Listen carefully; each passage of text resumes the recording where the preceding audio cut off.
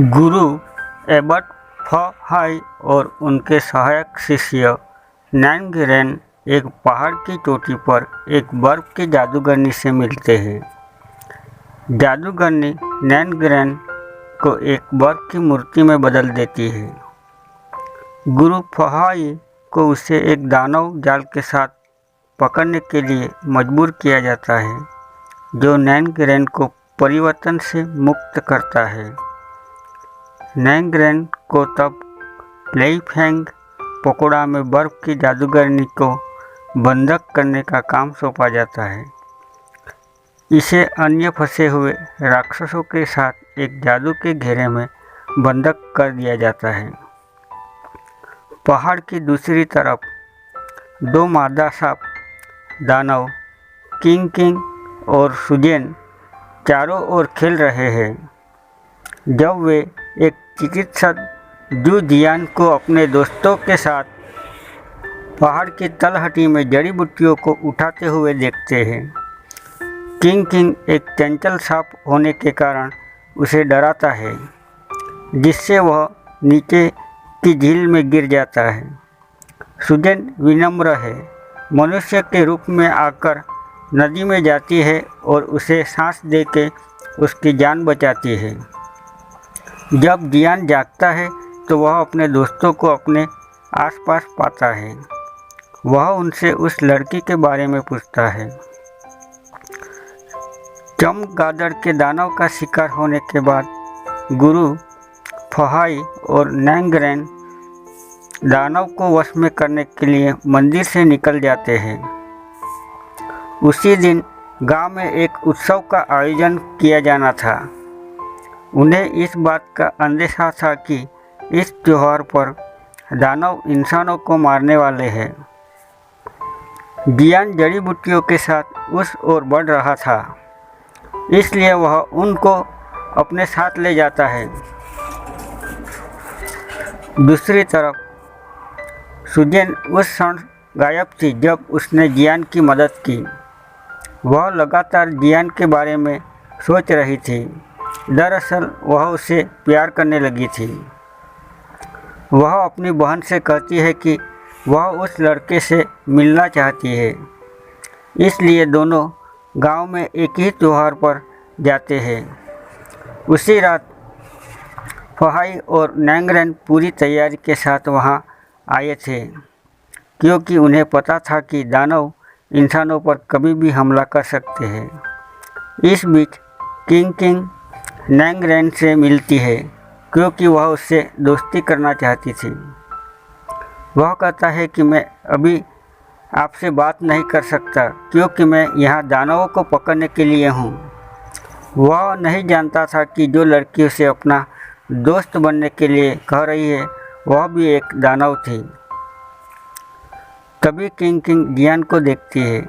वह उसके पास जाकर बताती है कि उसकी बहन उससे मिलना चाहती है। जियान कहता है कि मैं तुम्हारी बहन के बारे में नहीं जानता। उसने इनकार कर दिया। किंग नदी में गिरती है और वह उसे अपनी बहन के पास ले जाने के लिए नाव को धक्का देती है। जैसे ही वह वहां पहुंचता है, सुजेन कबूल करती है कि वह उससे प्यार करती है। जियान कहता है कि लेकिन मैं किसी और से प्यार करता हूँ और मुझे नहीं पता कि वह लड़की कौन है। उसने मुझे अपनी सांस देकर बचाया था।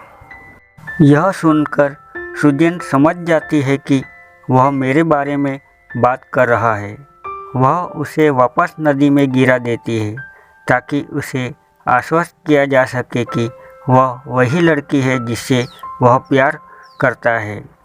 अब जियान को भी इस बात का पता चल गया कि वह वही लड़की है। किंग नैंग-रेन से मिलती है और उसे दानव दिखाने में मदद करती है। नैंग-रेन बेट दानव के साथियों को हरा देता है, लेकिन बेट दानव राजा को वश में करने में असमर्थ होता है और उसे काट लिया जाता है। इसलिए वह मदद के लिए अपने गुरु फ-हाई को बुलाता है। वह उन्हें नर्क में स्थानांतरित करता है और उन्हें जलाकर मार डालता है। सुजेन अगले दिन जियान के घर जाती है। उसे अपने घर में देखकर जियान बहुत खुश होता है। वे एक दूसरे के साथ रहने लगते हैं और एक दिन एक दूसरे से शादी कर लेते हैं। नैंगरेन अगले दिन खुद एक बैट दानव में बदलना शुरू कर देता है और भागने का फैसला करता है। इसलिए वह आत्महत्या का प्रयास करने जा रहा था। तभी किंग वहां आ जाती है और ऐसा करने से रोकती है, जिस पर नैंगरेन बताता है कि मैं दानव बन जाऊंगा और इंसानों के लिए खतरा बन सकता हूं, इसलिए मैं अपनी जान लेना चाहता हूं। किंग यह सुनकर उसे अपनी वास्तविकता के बारे में बताती है। वह अपने सांप की जीभ दिखाती है। वह कहती है कि अगर तुम दानव बन गए तो चिंता मत करो, मैं भी दानव हूँ। इस बीच किंग का सामना गुरु फहाई से होता है, जिसमें नैंगरेन किंग को गुरु फहाई से बचाता है। बाद में हम गुरु फहाई को गांव जाते हुए देखते हैं। वह वहां दानव के कई शिकार पाता है। वे कठिनाई में थे और इसका सामना कर रहे थे। जियान लोगों की जान बचाने के लिए जड़ी बूटी बनाता है। सुजेन अपने पति और लोगों के जीवन को बचाने के लिए उन औषधि पौधों में निचोड़ लेती है। सुजेन के पास एक चूहा था जो उसका दोस्त था। यह कहता है, तुम सुजेन क्या कर रही हो? क्या आप नहीं जानती कि सांस लेना आपके लिए किसी जोखिम से कम नहीं है? यह आपको कमज़ोर बना देगा। लेकिन सुजेन अपने पति और अन्य लोगों की मदद करने को तैयार थी। जब जियान ग्रामीणों को उस जड़ी बूटी का तरल पदार्थ पिलाता है तो वे ठीक होने लगते हैं। यह गुरु फहाई को चौंका देता है, क्योंकि उनके अनुसार इन लोगों का इलाज करना असंभव था। लेकिन उन्हें ठीक होते देख वह हैरान रह जाता है। वह जियान से पूछता है कि क्या किसी ने इन जड़ी बूटियों को तैयार करने में उसकी सहायता की है, जिस पर जियान जवाब देता है, हाँ, मेरी पत्नी ने मेरी मदद की। गुरु फहाई को पता चल गया कि उनकी पत्नी एक सामान्य इंसान नहीं बल्कि एक दानव थी। इसलिए वह जियान को उसकी सुरक्षा के लिए एक पवित्र चाकू देता है। फिर गुरु फहाई सुजेन के पास जाता है। उन दोनों का सामना होता है। वह उससे पूछता है कि वह ऐसा क्यों कर रही है। आपने दानव होते हुए भी एक इंसान से शादी की। आप उनके बीच इंसानों की तरह क्यों रहती है? मैं तुमसे कुछ नहीं कह रहा क्योंकि तुम एक अच्छी दानव हो। आपको जियान को छोड़ देना चाहिए, नहीं तो अंत अच्छा नहीं होगा। मैं तुम्हें मार दूंगा। इतना कहकर गुरु फहाई चले जाते हैं। रात में जब जियान घर पहुंचता है तो वह औषधि शराब लाता है। यह सांप के जहर के खिलाफ है, लेकिन सुजेन खुद एक सांप थी। जियान यह शराब उसे भी पिलाता है। इसे पीने से उसे अजीब लगने लगता है और उसकी हालत बिगड़ जाती है।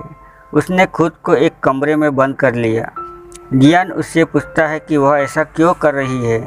सुजेन अपने आप को नियंत्रित नहीं कर पाई और सांप बन गई। उसे पकड़ने के लिए गुरु फहाई भी वहां आ जाता है। वे एक दूसरे का सामना करते हैं। जियान ने पवित्र चाकू से उस पर वार किया जो गुरु ने दिया था।